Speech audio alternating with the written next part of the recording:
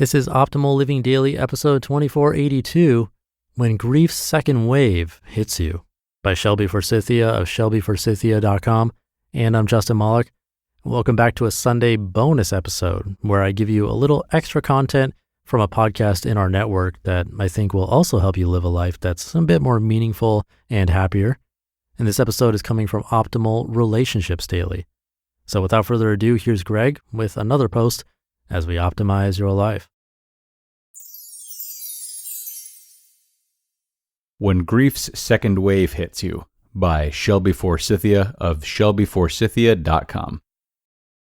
Society likes to tell us that grief is a one-and-done event, that after the funeral or after the first year or after time heals all, we'll miraculously be over our grief. We won't feel pain or heartache or nostalgia anymore. But grief doesn't work that way. Grief is not an event, it's an experience.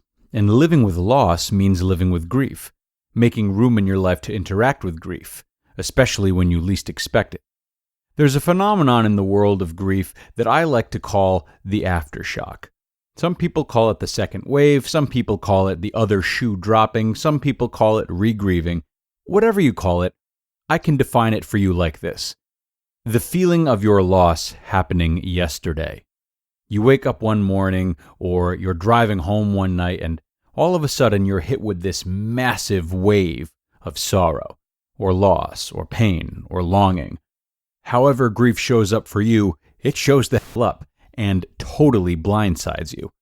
That is the second wave. Why does the aftershock occur? Our brains are not capable of processing all the consequences of grief all at once, especially in sudden or unexpected deaths, but in all grief in general.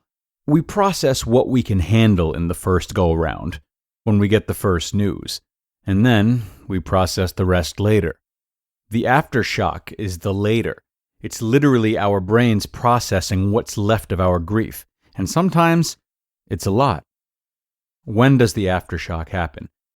The second wave can hit you 2 weeks after a loss, or 2 months, or 2 years, or 2 decades. Time is trivial to grief. And here's another point to note. The aftershocks of loss can keep happening across the course of your life.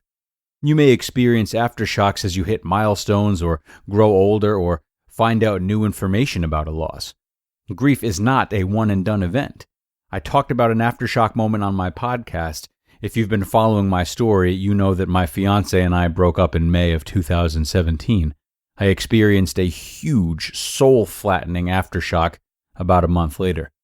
When we broke up, there were a ton of things I grieved instantly. Obvious things like not seeing her anymore, not talking to her anymore, at least for a while, not being able to hold her or kiss her or sleep next to her at night. I grieved her dogs and her macaroni and cheese recipe and the smell of her clothes. I grieved all that. And I grieved our future.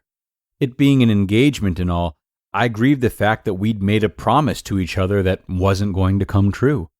I grieved disappointing our families and canceling wedding plans and dreams of our home together.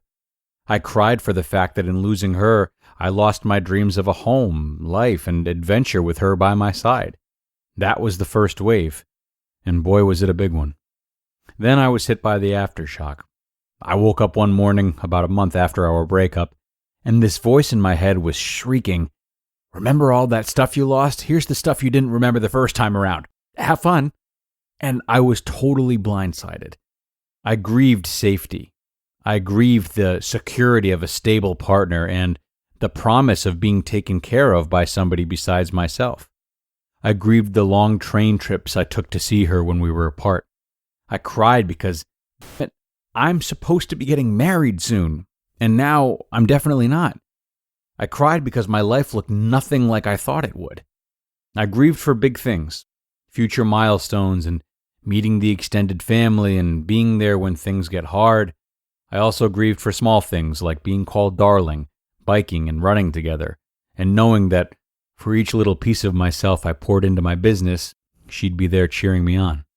I woke up that morning and it was like the breakup had happened yesterday. I know you know this feeling. It was that intense, overflowing, suffocating feeling of everything being so close again. vividly remembering words and sights and smells, being stuck in this deep hole of, this is not my life, and knowing in reality, it most definitely was. What sucks about the aftershock is that most of the time, unless it's a holiday or a death anniversary or another special occasion, we don't expect it. So what do we do as humans when the unexpected happens?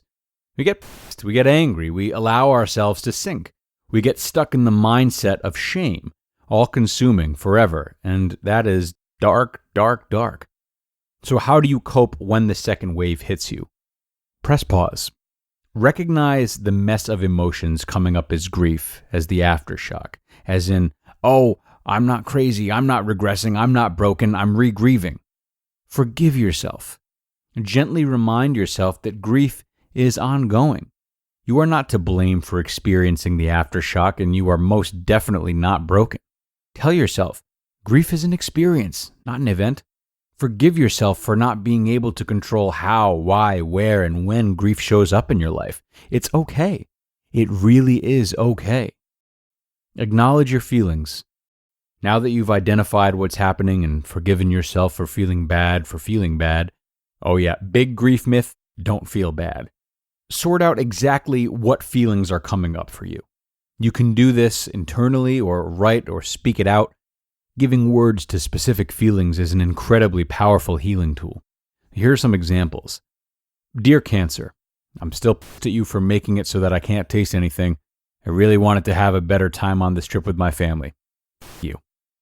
Dear ex-husband, I can't believe that we weren't still married when our daughter got married today. I had to watch you walk her up the aisle and then go sit with your new wife. It's still so surreal to me that we aren't together anymore. It's a really hard day. Dear Zoe, today is the day we got you from the shelter just last spring, and it's so hard to get out of bed sometimes without you standing in the doorway waiting to be fed. I miss you. Do what you need to do to cope. Rant to some friends, go off the grid, watch a movie, read a book, make some artwork, take a walk, whatever works for you. But do not complete this step until you acknowledge your feelings in step 3. If you skip from step 1 to step 4, your coping is just distracting, and the feelings brought on by the aftershock stay put in your body, mind, and spirit. Not good. Rinse, repeat. Repeat again. Use this every time you're faced with the second wave of grief, big or small, holiday or everyday. It's an incredible way to be there for yourself when you're re-grieving. No matter what you do to deal with the aftershock of grief, it's still hard and it's still scary. It gets easier. Not with time, but with practice. When you really think about it, it would be ridiculous for us to not continue to grieve for our loved ones, relationships, pets, jobs, homes, and dreams. They're such vital parts of who we are and how we shape ourselves in this world. When they go, there's a hole left. And because all relationships are 100% unique, there's nothing that can ever take the place of them. That's worth grieving. Aftershocks remind us that grief stays with us for the long haul. They remind us that it is up to us to lean into our feelings and continue the work of exploring our relationships to ourselves and others. Feeling a loss again and again and again and again is just another reminder that we still grieve through our growth. And through our grief, we are growing. You just listened to the post titled When Grief's Second Wave Hits You by Shelby Forsythia of shelbyforsythia.com. And a big thanks to Shelby for that post. A lot of truly important reminders in there. So to me, I feel as though when we hear these things, we equate them to ourselves. We relate completely and thus are able to take it easier on ourselves. So today, I challenge you guys to keep the same thing in mind for other people.